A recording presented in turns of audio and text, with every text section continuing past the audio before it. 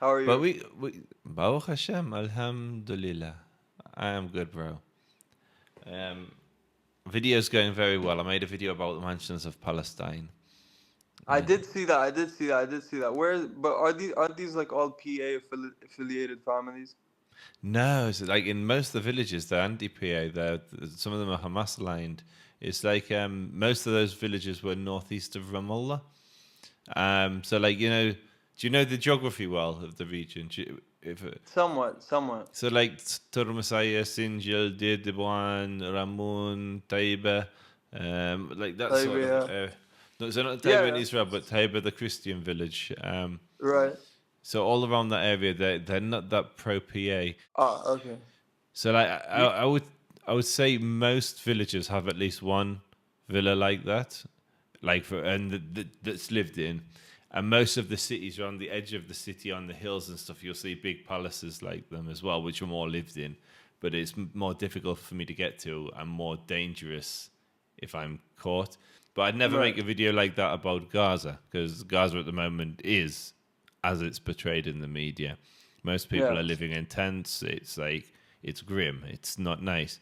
But in yeah. Judea and Samaria, it's a very different existence. And I think most But I think people. there's more nuance to that. Like, okay, you showed a couple of the palaces, but like, there's a lot of areas that are facing settler violence, even in So like the settler B and violence C. is so most of the villages that I film, that's where the settler violence occurs. Interestingly, so Really? Taiba's the Christian one. That's never out of the news at the moment, and Turmus Aya is like constantly. Turmus Aya is actually very interesting. It's used for political reasons. So because the residents there, a lot of them are American citizens, and they don't have another nationality because Palestine isn't a country. Right. The American government is forced to act on their behalf, and so they've kind of turned Messiah as the model of getting America to fight on behalf of the Palestinians.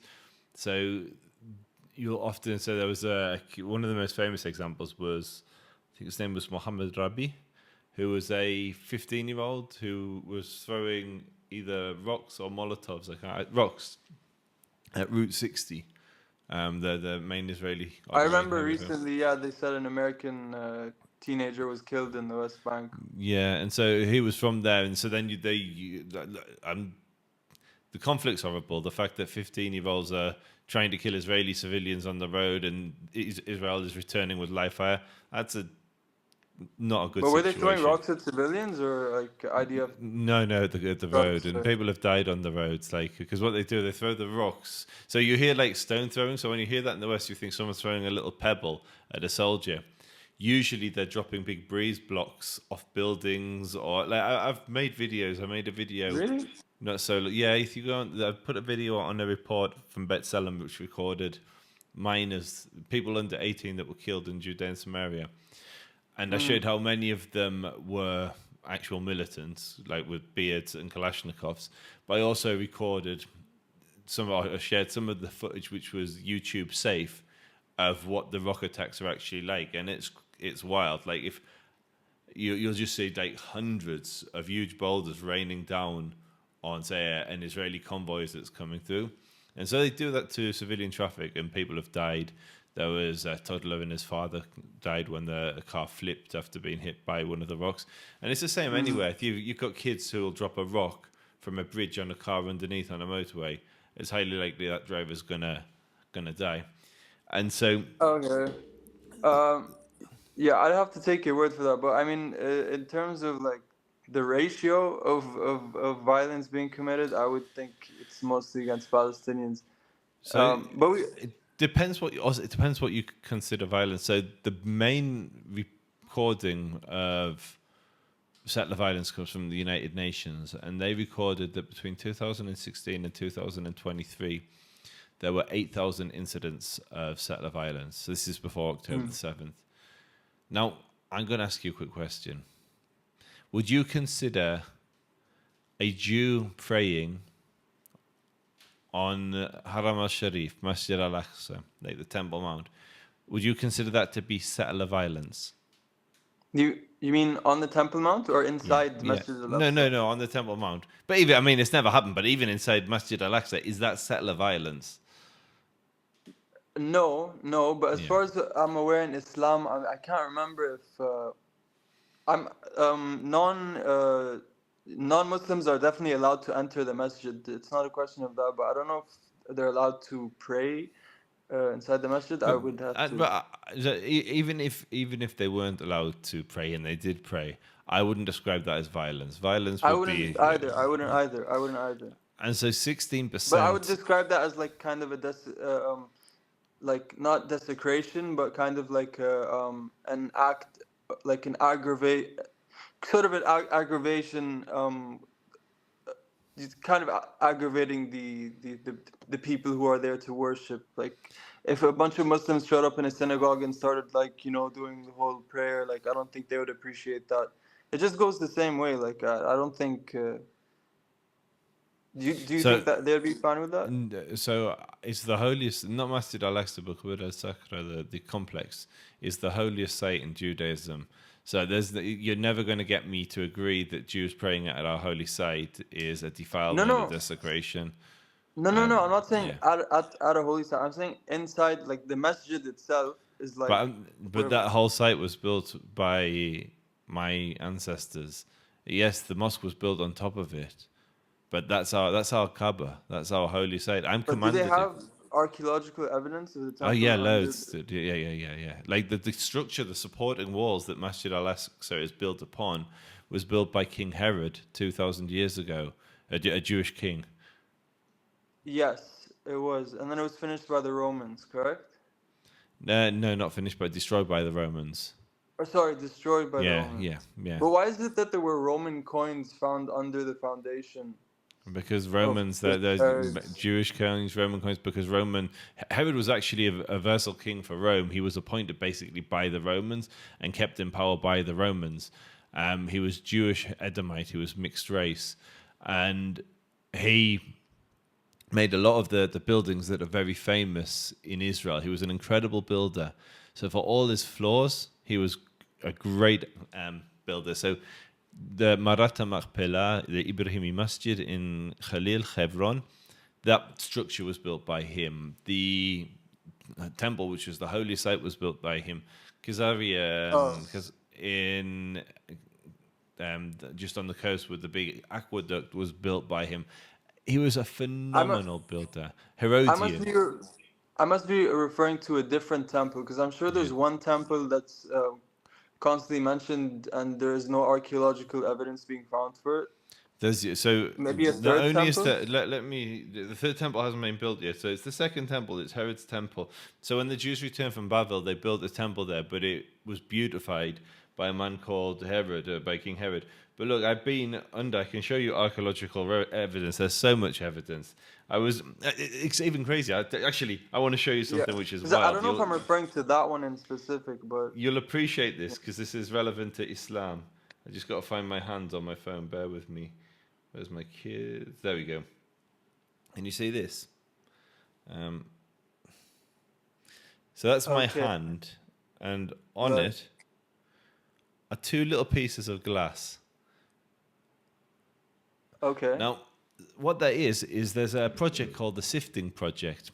In the 90s, the Waqf, the Jordanian Waqf, dug without permission and sneakily excavated loads of dirt to make an emergency exit out of, or fire exit out of Masjid al-Aqsa. And they took all this dirt and dumped it, just threw it as if it was garbage. And a Jewish student saw that all this dirt from the holy site in Judaism had just been ditched, and he thought, we have to look in here, like there could be goodness knows what. And so the Jews rescued this dirt and have been sifting this dirt for 30 years. A couple of weeks ago, I went there with my kids, and the reason we're going through every little like piece of dirt looking for history is this is our holiest site. Now, it's supposed to be the third holiest site in Islam, but the Waqf, which looks after it for the Muslims, just dumped this as if it was trash. Those two bits of glass are from your third holiest site. So hope I get this No, me, right. by the way, I'm an atheist. Okay, yeah, sorry, I forgot about Yeah. that. But the ones, the glass mosaic that used to be on the inside, it was beautiful, lots of a little piece of glass. The other's the glass mosaic from the outside. So I personally was able to salvage 2 bits of the third holy site in Islam when sifting for material from the temple periods, from the Jewish temples, and we found a trove of treasure, Jewish artifacts, in the garbage that was thrown out. Another time, I went underneath not the masjid, but underneath the plaza. And I'm just going to show you what that looks like. So you know where the Jews pray, Al Burak. Yeah. So we pray there because it's the close. Originally, Salahuddin was the one who said we could pray there. I mean, the place we would rather pray is the Temple Mount itself, the on top of the mount, not underneath it. But because we have weak leaders, that we handed that over to the Waqf, and the Muslims now control the top. But this is underneath. So what you're seeing here is underneath the plaza where the Jews pray. They're excavating and digging, and they're finding insane artifacts. And like that there, I think, is actually the ash from when from when the Romans burned Jerusalem. They even found a seal which said Netanyahu. So when Benjamin Netanyahu found it, he was like, "Whoa, it's my name. You've got to give me that."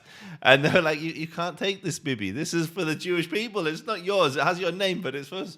And so they made a copy for him. But there's irrefutable evidence of the temple. If you go down to Ir David, the city of David, it's incredible. You can see literally the ruins of King Dawood's city. It's all here. So yeah, no, there's definite evidence. I don't dispute the fact that the land holds a lot of ancient Hebrew artifacts and relics and things of the sort. It's obvious, like Judaism came first of the Abrahamic religions. Yeah. But I wanted to ask you just because did you end up looking at because like our final point of contention before the video cut last time was the October 7th. I just wanted to ask you, were you able to confirm whether Yoav Galant did say that the Hannibal directive was used? Oh no, so I don't think Yoav Galant did say the Hannibal directive was used. That was my point. And you said exactly. He said he did. I haven't checked. It's just because there was a video. I don't think so the Hannibal directive. So let's just for context, because we haven't got that footage, or we might, but it could have, which is why I didn't include it. But let's start again. October the 7th. You think the Hannibal directive was used? Is that fair? Yoav Galant said it by like verbatim on Channel 14. Did he say it, or did he say? Let's find out. Channel 14. Yeah, brother, it's right there, and you can find it. I remember. I can't remember what I said. I remember was speaking about it. Hannibal. You can find it on YouTube, like a video of videos of him saying it. And did he say it was used, or he thinks it was used, or it might have been used? No, he confirmed it was used in various areas. It was, and some areas it wasn't, which was a problem. I think that's what he said verbatim. ישירות, אני חושב שבאופן טקטי במקומות שונים ניתנה, במקומות אחרים לא ניתנה, וזו בעיה. And so my question to you would be, first and foremost, what do you think the Hannibal directive is? I mean, initially it was set out to prevent Israeli soldiers from being captured, but it colloquially has been applied to civilians as well. But what does it mean? What is the directive?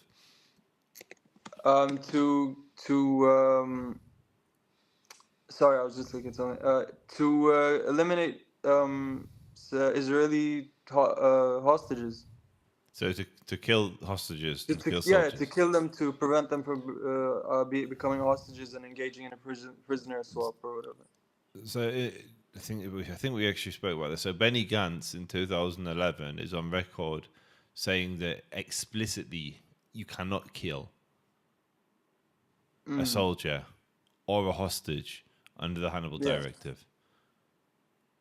Yeah, I mean, I wouldn't be surprised if he came out in public and would say something like that. But in its actual implementation on October 7th, civilians were targeted.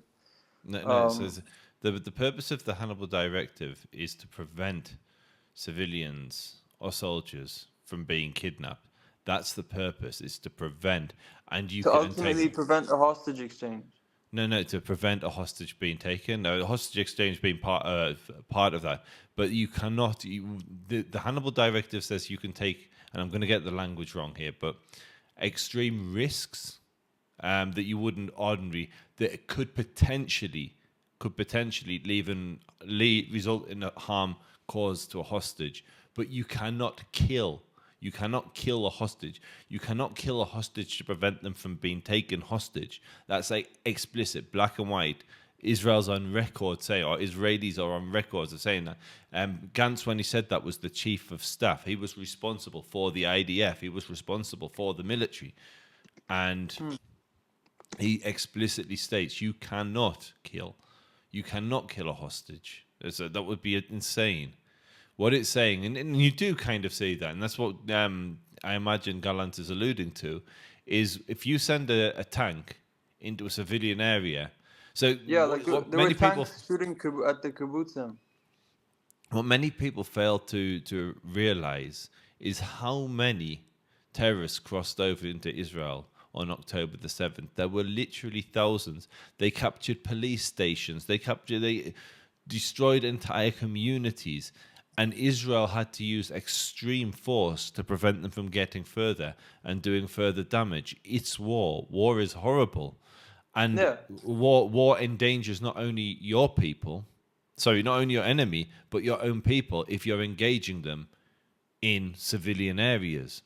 And so what Gallant is saying, I imagine, I don't know, I'm not in his head, is that in areas where there was where there was strong fighting from the terrorists, extreme force would have been used, and that would have undoubtedly endangered the Israelis that were in that vicinity. But the purpose of that was not to harm the Israelis. The purpose of that was to prevent more Israelis, including those that are there, from being harmed. That's the purpose. Israel wasn't fighting in Beirut to kill Israelis. Israel was there to fight and prevent Hamas. Yeah. I'm not making that argument. I'm simply saying that the directive was used to sort of amplify like the amount of make the atrocities more dramatic and like just amplify the numbers and make it, because whenever they report it anyways, they say 1,200 civilians while obfuscating the fact that 400 IDF soldiers were among them. So I think it's just been a whole PR campaign, and I think there's would you say that the same? So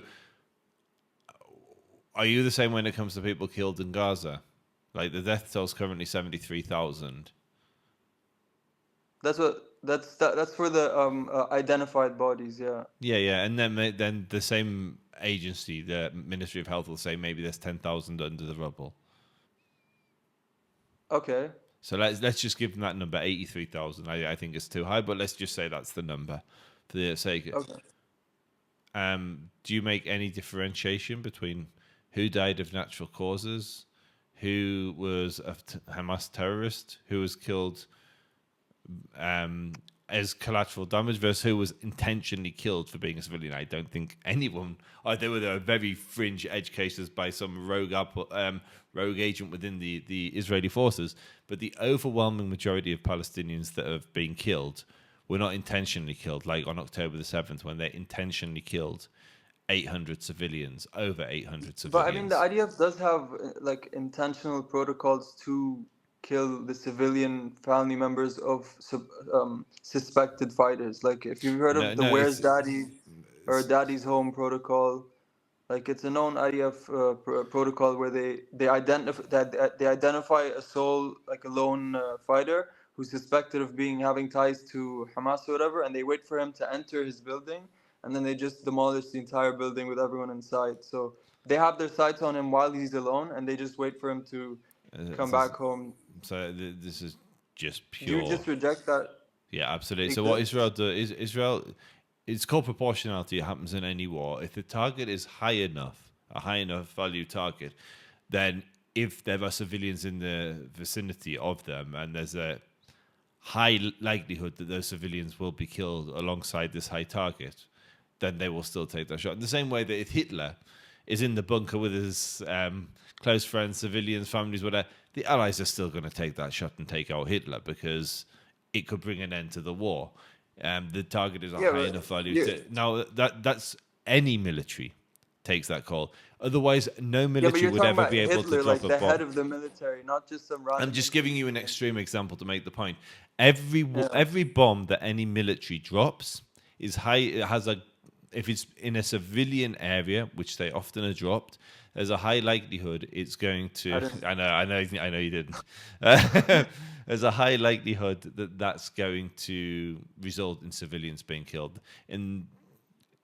It's called collateral damage. It's a horrible term. No, I understand that, but I mean, I'm saying that there's protocols that have been made deliberately to kill the family members of suspected fighters. No. Do you reject that the Where's Daddy or Daddy's Home protocol exists? So what I'm saying is that any protocol that Israel has does not say you kill the family. It will say that if a high-profile target is in a building and their family are likely with them, Israel will not take that shot, because then you may never see that target again. They go underground, they go into the networks. You lose the ability to neutralize a major threat to the state of Israel. But then my retort would be, why not target? Why not eliminate the target when you have them in your sights when they're alone? So Israel does. Israel isn't going to. If let's say you've got I just want you to think this through rationally from a military perspective. Forget like online propaganda. And I'm just going to do a hypothetical. You have a high-profile target walking through a field. He's in your sights. You can press a button and eliminate him like that, or you can wait until he goes into his home and try and take the shot where you can no longer see him. You don't know which room he's in. You don't know who else is there. You don't know if he's in a bomb, a room which would withstand a bomb. You're not going to risk losing that target. If you've got a clean shot, you're going to take that shot. You're not going to wait for him to join his family so you can take out the family as well. That makes no military sense to lose a target like that when you have a clear shot. But I mean, demolishing an entire building, and I mean, it's a known fact that there are no bunkers in Gaza. So I mean, demolishing No, that's not true at all. There's one of the biggest networks of bomb shelters in the world under Gaza. But are you referring to tunnels or civilians aren't allowed into them? But fighters, high-profile targets, are absolutely allowed into them, and they have tunnels from their houses into these. They're in military-use tunnels. Yeah, I mean. I know the civilians aren't like the Hamas tunnels under Gaza. But do you think if Sinwar is visiting a family member, he's not going to have a tunnel hatch in that building? If it's a building he uses regularly, of course he's going to have a tunnel. Israel's not going to risk him being able to go into a tunnel, lose sight of him. That you're going to take the shot. Like just logically, if you have a clean shot on a high-profile target, you're going to take it. Yeah, but what I'm arguing is that they don't take it, and they wait for them to enter their homes. Hence the protocol. I mean, are you just flat out denying that this protocol exists? Or I'm saying so. First and foremost, Israel would never release a protocol like that to the general public. Israel's rules of engagement are hugely clear. For instance, nobody really knows what the Hannibal directive says because Israel does not release its rules of engagement. So everything is based on speculation. Like nuclear weapons. It doesn't release a lot of things like. Well, that's what most militaries are very closed. So, for instance, if you tell your opponent what your rules of engagement are, they can use that against you. So, most militaries guard with great confidentiality the secrets around how they engage, what their protocols are, which force they'll use, and in which scenarios. It's because you lose any advantage that you have. Yeah, but things like whistleblowers and leaks, they do exist. Yeah, absolutely. Classified documents and whistleblowers. So what I'm saying. And Venunu and the whole nuclear. I'm sure you're aware. Yeah, Israel's alleged nuclear weapons. Yeah. You don't think? Wait, do you think Israel has nuclear weapons? I think it's probable that they do, but I have no idea. I think it's probable, but I don't know. Do you think it's fair that they do not announce it to the world as a part of keeping like a sense of ambiguity, just to keep the enemies on their toes? I have no issue with Israel guarding that and keeping that confidential. Yeah, I don't think Israel owes the world anything. So then, why should the rest of the world abide by nuclear proliferation and I mean, making themselves known as nuclear powers? America is a nuclear power. Russia is a nuclear power. Britain is a nuclear power. Yeah. But why can't Ukraine? let's say Saudi? Why can't Saudi Arabia? What happened to Ukraine when they got rid of their nukes? I mean, yeah, you could argue Putin. They were invaded by Russia. Who has more enemies in this world, Ukraine or Israel? I mean, okay, I can see where you're coming from, but I mean, it's kind of like, again, it's kind of a supremacist thing, because like, what if Saudi Arabia decided to build nukes and not They're not trying come to. out? You think no, they just joined the defense pact with Pakistan, so they don't really need to develop it on their own anymore. But let's just say, for example, there was no defense pact with Pakistan, and they were developing an arsenal of, let's say, 200 nuclear warheads with the, let's say, Jericho 3 missiles that could reach any point of the planet. Wouldn't that kind of be like an issue? You don't see that as an issue? No, I think it would be an issue, but I happen to think that Israel operates on a higher moral level than most the Muslim nations that surround it. Israel is a secular democracy. It is a secular democracy. Its courts, its military, its judiciary, it's all accountable. I don't think this is the case with most of the theocracies and almost feudal states that we're describing. I don't believe that you can compare, say, Iran to Israel. I don't think you can compare Saudi to Israel. Saudi is controlled by one family. There is no democracy. They have an appalling record for human rights. Okay, well, yeah, Saudis. Okay, well, let's take a country like Bulgaria, for example, like a random Balkan country, was working on a secret nuclear program, and they had the ability to reach any point on Earth with. I mean, just for context, there's 7 million Jews live in Israel. There are millions and millions, if not billions, of people around the world. I'd say billions comfortably, that would like to see Israel eradicated. I'm so sorry, my dog is scratching. 1 second, my dog is just.